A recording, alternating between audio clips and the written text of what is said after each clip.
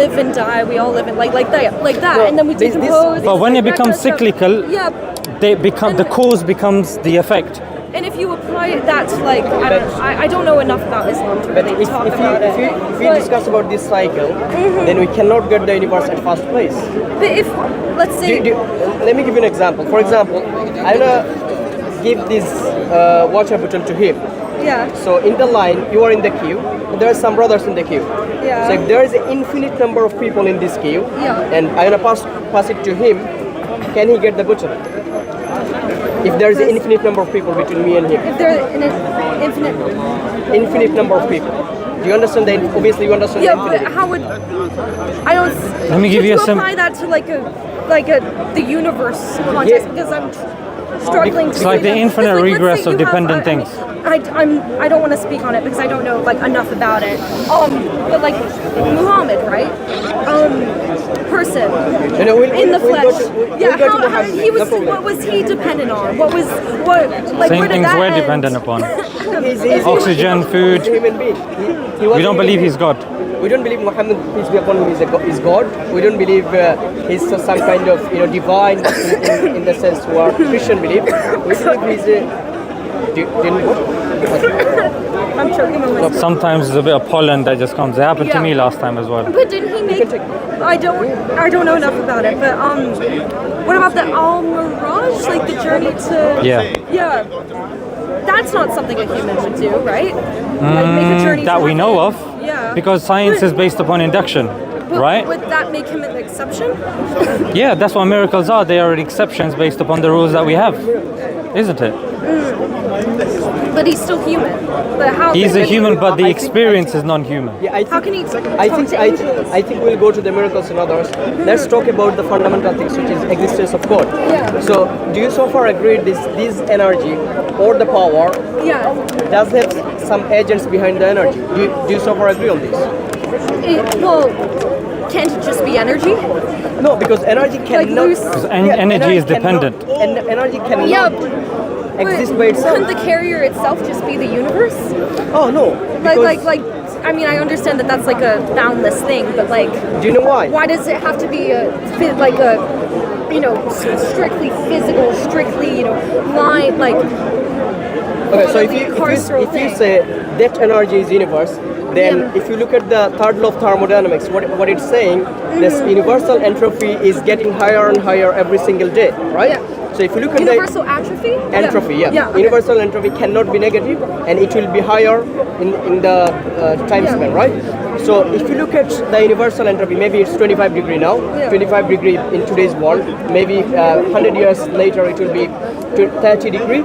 So what we are saying, if the universal entropy is increasing, and in first law and second law, if it cannot be decreased less than zero, meaning it cannot be negative, then we cannot get the eternal universe. So the universe, because it universal entropy, yes, because it universe, decays. We do have the universe, yes, chaos. Yes, because therefore it cannot carry energy. No, that's not. So, you understand the universal entropy, right? Yeah. Okay. So according to the okay, let me take it another way, yeah? I'm not very science. That's absolutely fine. Yeah. Let me just posit a rational point to you. When you see the design and everything that you see around you, and how the universe came to be, there seems to be only three options. If there are more, feel free to let me know. Either, like the brother said, it came by chance, it came by nothing, or it created itself, or something created it. Which of those options do you think makes the most sense? Chance, nothing creating itself, or something creating it? I mean, from my very limited scientific knowledge. Yeah. I think. I mean, I don't want to say it with confidence because I don't know, and I don't think any of us know. But I would say I wouldn't be, completely unconvinced with it coming from nothing. I don't like. Okay. I wish I knew more about it, but I think delving. I guess my question then is if it's created by this.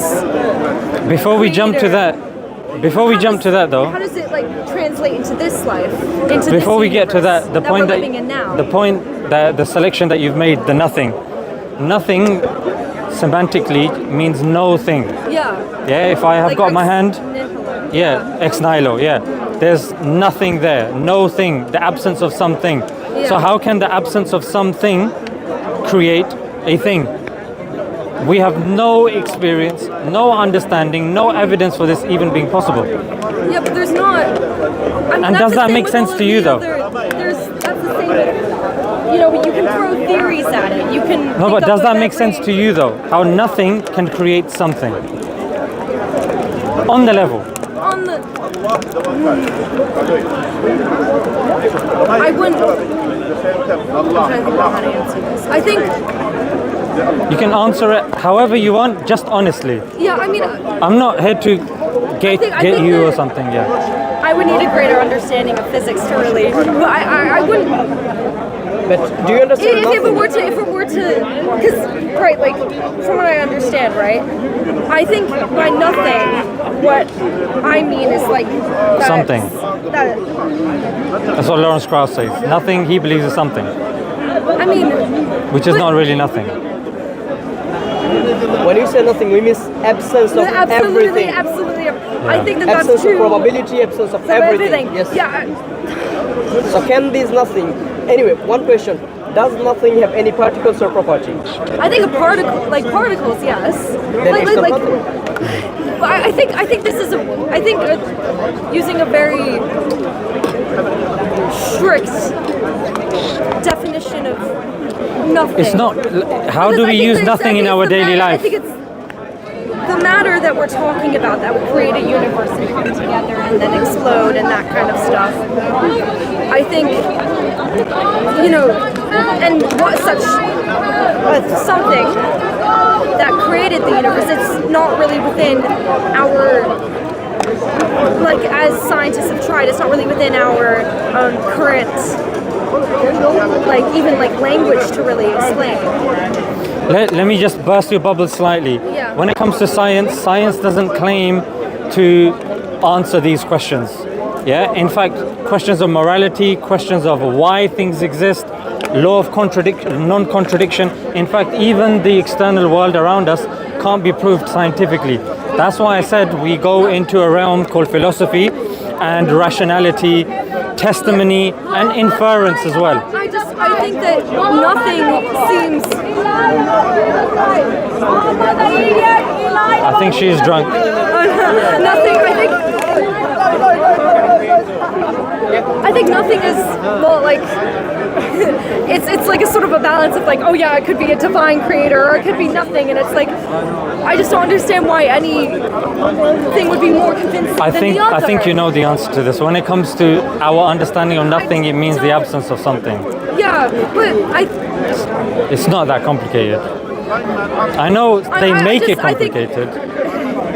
by nothing I mean I'm thinking of like particles coming together. I know. So like definitely something, but not Like a quantum vacuum. But not like the thing in which I think by thing that I mean is something that is like that defies like what we currently have to explain it now. What- Does that make sense? what name should I call you? Definition of thing. What name should I call you? Cordelia. Cordelia. Yes. That's a very unique name. And Okay. Cordelia. Zishan. Yes. Zishan and Nazmul. Big up Nazmul. And I Cordelia. think because like right now you look at a thing like a tree and that kind of stuff. That didn't exist. Cordelia. That's my definition of thing. Look, Yeah. I want to speak first principles, yeah? Yeah. I'm not here as a got you or making things complicated for you. You can go and have a conversation with somebody else and you can believe in something totally different. I'm just saying for the sake of this conversation, let's just keep things simple. You don't have to be a quantum mechanist to understand the world. I think When for example, you're talking about nothing, it's nothing. When you're talking about something, it's something. That's how logic works. Like, if I am crossing the road, then I will end up on the other side. It follows. If I'm crossing the road and I end up in Japan because there's a quantum fluctuation and I can end up there, but that's not the inference to the best I would explanation. argue that a lot of the, theories for the creation of the universe are quite illogical. They don't really follow our general conventions of More logic. illogical than nothing? Like this, Yeah, there but was nothing, then there's something. Like the definition of thing, I feel like. Okay, if you say nothing does have some particle or something, so define those It's attributes. coming- Define the attributes of Because nothing. like the theory we have right now, at least from my very limited understanding of it, is the singularity exploding. Da, da, da, da, da. No, no. And I'm thinking of like the little infinite. I can never say this word, but infinite sum and very very small particles, very very small. So much so, can we even call them a thing? Coming together and then exploding. That's what I mean. That's what I believe. No, it's from the universe. We are talking about the where does the universe come from. You are talking a position where universe already exists, and from this existence you are getting the expansion of nuclear fission and nuclear fission. We are not talking about the nuclear fission and nuclear Okay. fission. We are talking about the before the universe. What's the origin of the universe? I do understand what you are talking Yeah. about. Like before those Expand- particles, Yes? what was there before those that? Well, particles- what do you guys think? Okay, excellent. So what we are asking, can this universe come from nothing? And in that regard, you said yes. Then we are saying again, can this universe come from nothing? Do you understand which nothingness we mean? We mean the before the universe, not after the universe. Just black, just nothing. Like That's not nothing. Nothing. I feel like isn't the. It's a. Can nothing create something? I don't. It's not. I feel like using like words like nothing, where it's very sort of like. Okay, let me make it easier. The scientific nothing and the normative nothing. We can distinguish it like that. Yeah. I mean. You believe in the scientific nothing, which is something. I want to know what you guys think Okay, before. 'cause- I'll tell you what we think. yeah. I'll tell you what we that think. way I can sort of understand where you're No coming problem, from. no problem. Quite simply, the definition of the creator in Islam is the one, the independent, he does not beget, nor is he begotten, Yeah. and there's none like him. Yeah? In other words, it is the singular, Yeah. it doesn't have children, doesn't make children, there's nothing like it. Yeah. Now, if you tackle this philosophically, it's the infinite regress. Like I said, there has to be an end to that chain, which is the necessary existence.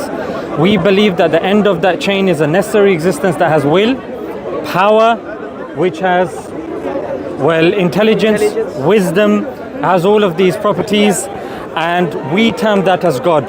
Further from that, Cordelia. Yes. So Cordelia, what we say is that then it's a scaffolding argument. That we say, okay, philosophically it makes sense. Rationally, like I said to you, chance doesn't create stuff. Chance merely explains natural phenomena. It doesn't. Because it's relied on something to make. Yeah, for example, a ball is moving on the snooker table. The law of motion is not the one creating the ball or making the ball move. It's telling us the trajectory of it and the law of motion. The chance doesn't create something. To say chance creates something falls in a logical fallacy called the fallacy of reification, where you're giving something abstract, concrete properties. For example, like you're saying, the rolling of the dice has created the universe, which we know doesn't make sense. So it's our way, just like Stephen Hawking said, gravity created everything, but gravity is a force. Gravity itself doesn't. Yeah, and it's descriptive, not creative. So that's the issue when it comes to chance.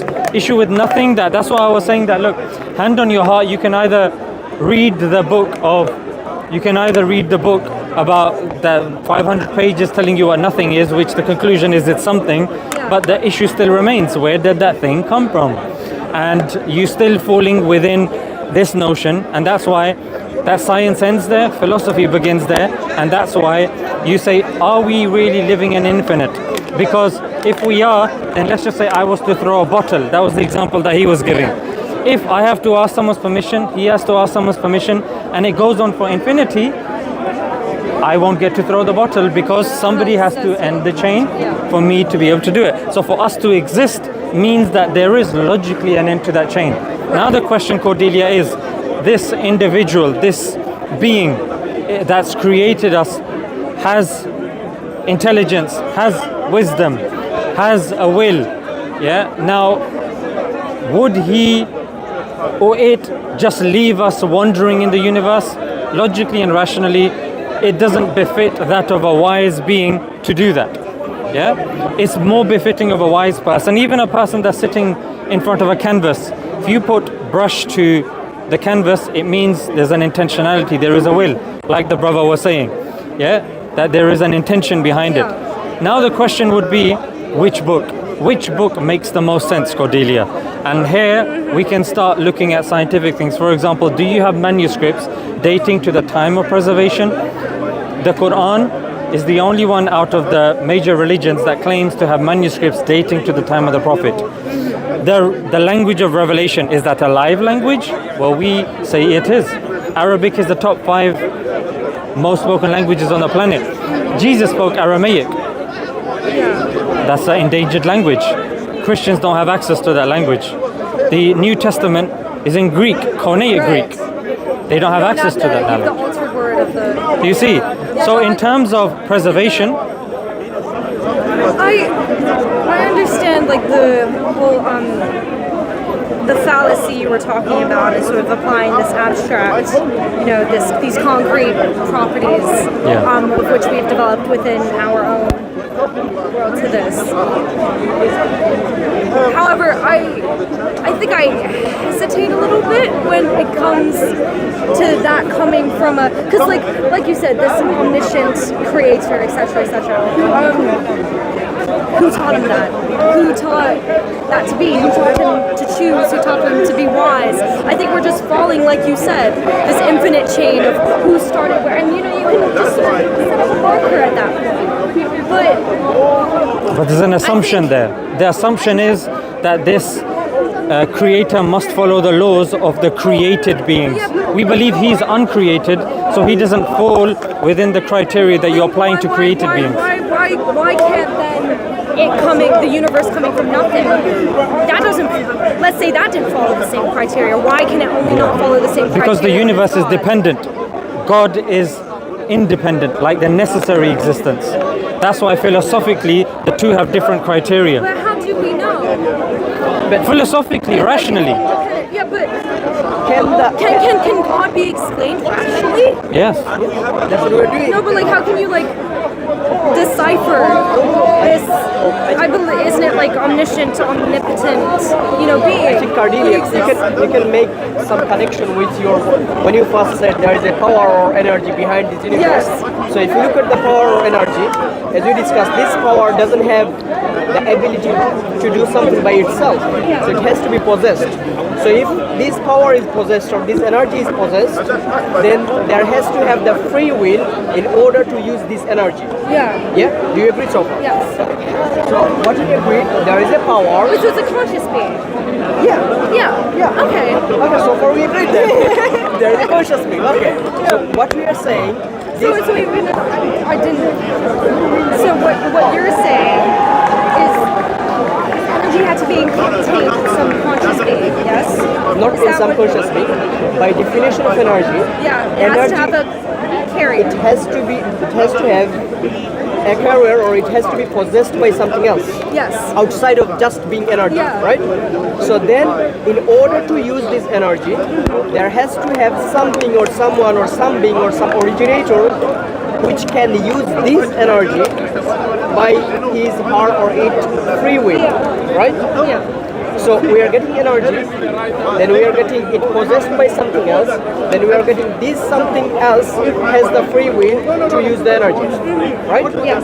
Then what we are saying, in order to... Wait, so energy is inextricable with free will? Is that what you're saying? Not energy is free will, energy is used by something else, some agent, which does have free will. Yeah, but wouldn't that mean that they're intertwined? How can you separate that? Because surely a ball doesn't have You do have the free will, for example, you do have the free will and you do have the energy. Your energy is not your free will. That's a completely distinct thing. But wouldn't that, I just think, free will it relies on a really anthropocentric sort of these sentient beings, I don't think as it should be something more, if we're talking about this, shouldn't Shouldn't it be something more universal, something applicable to like, and like the plants and the and the ground that we walk on, like stuff like that. Like I'm as the God that Allah is that Allah? There you go. Allah, like as. Isn't it like, wait, how do you say it correctly? I want to make sure that I respect it. Allah. How do you, how can we explain like these humans sort of like, because Allah created, the plants and the trees, stuff that isn't really explainable by free will. Not necessarily, because when it comes to will, we have a very simple litmus test. The fact is, and this again goes into philosophy, which means that if there was no creation, and then at one time creation started, that means there is a will, there is a choice that creation began. So that indicates will. And then if dependent things emerge, and those dependent things could be any other way, that means again a choice and agency is picking and organizing those things into their component parts. For example, the objective design that you see, whether it's, symmetry and butterflies, the symmetry even on your face, like it actually falls within the golden ratio. I don't know if you knew that as well. on our faces, because from the Fibonacci sequence, Fibonacci sequence, the golden ratio, like for example, the middle of the eyebrows to the middle of the lips, and then you take that and then you divide it by the middle of the lips to the chin. That's the golden ratio, 1.618. Which because some people they say design, it could be interpretation of design. My argument is there are certain designs that you can objectively measure. For example, the golden ratio, the Fibonacci sequence, symmetry of butterflies of a person's face as well. They're symmetrical. So something coming from chaos, from nothing, from chance, creating itself doesn't make sense, because if you believe that particles are unconscious, unguided, mindless, materialistic things, how is it that they're creating things that are designed, that have purpose, that have, design? Yeah, I understand where you're coming from. I think I don't think that we immediately had this sort of, I guess like what I'm, how do I say this? What you're describing is where like immediately we had this there was this intentional design with everything, but that design was immediate. And it didn't develop over time. And what I'm saying with that mindless, matterless sort of thing is that it developed over this time. It wasn't I understand that an intentional, one could see, that we were created with intent and everything. Well, we have no issue with that, the development of things. So if we actually agree with you have the material which has developed, then how do you get the consciousness? Because the material thing cannot bring about the consciousness. The material thing cannot bring about, but because the consciousness is not a material thing that you can bring. Over time, I think we're ignoring. No, but how can over time a rock become a human? That's what it comes down to. Can't happen. Simplistically, you have dead matter, and suddenly you have live matter. Those Stuff, developments. those scientific, I think, I just. You need some rules. You need some rules.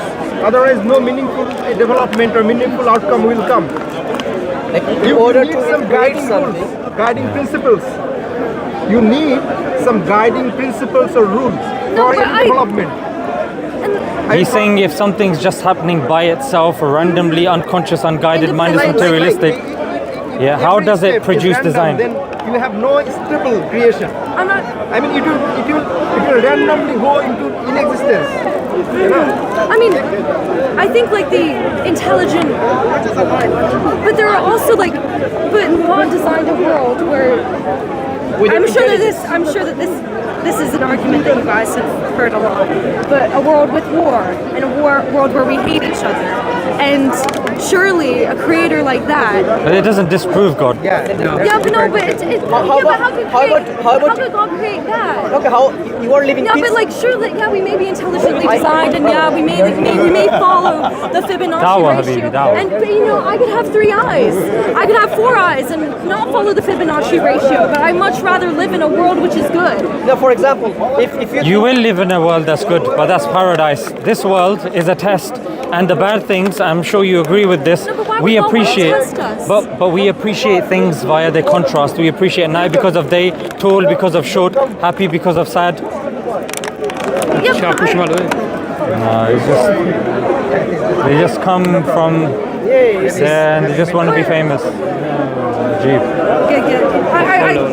Do you understand that? We No, appreciate but tall because of short, happy because of sad. Why does the dichotomy need to exist? The dichotomy needs to exist for people that have been given free will. How could genocide happen? How could he create these and these human Genocide beings? happened by whom? Genocide. Wait, even simpler than that. We undercut that. Free will. Like I think Cordelia. Free will. No, but It's a consequence of free will. War is necessary. It's Feel like free will. difficult I in think it's exam, kind I mean in tests. Allah still created us. And he Yes. created these beings who would make those choices. Yes. Why create us with the capacity for that? So then We don't have a capacity to bad. Actually, we have a why capacity to good. why even make choice a bad choice, whatever that is? Would- A choice to kill. How would that choice make to- him more merciful if he takes away agency from us and then we're just robots that are just commanded to do I something? don't think necessarily. Do you see? Mercy is giving us a choice, letting us develop, letting us learn, letting us love and understand. I don't think that could explain. Cordelia, do you think It's important. It's do you think important do you that think we. this killing and massacre, all of those things, this proof Yeah, God? but like I can choose to, drink a bottle of water. I can choose to drink Diet Coke instead of Coke. But like in the choices that really matter, that's what I do. Like what? Like I don't know. I could go on and on, about do I choose to join? I don't know. Do I choose to send drone strikes? Do I choose with that kind of thing? Why the vast majority of these things are very banal. They don't really matter, and that's I guess why. How can God sort of create us with that capacity? When in reality it shouldn't really. It's not like entirely impacting the whole of our. Okay, what will happen if God doesn't give the capacity? If God didn't give. Yeah. No, I'm not saying do away with the capacity, but I'm saying do away with the capacity to help one another and to do that. Why is that necessary in this world? It's because the way that God has created us, this world, the nature of this world is a test. It's an examination. But why should we be tested when you? That's when you because- have so much faith when You have been given Allah. free will. The question of why is up to the creator. It doesn't negate the creator, the fact that he's created us for a test, and that's up to him.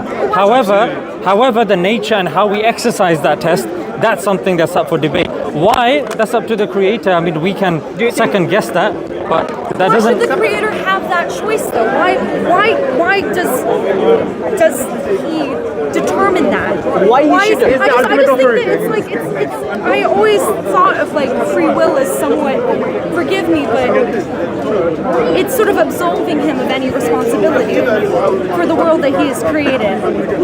No, And- exactly. Then what did you expect? Would you Yeah, like? but then who has responsibility? What kind of a world you expect from a creator? Without free will, without anything, without good, I'm not without saying bad. a world without free will. So what kind You're of saying a world without evil. A world without evil, yes. That's what you're Well, saying, No, yeah? we're not.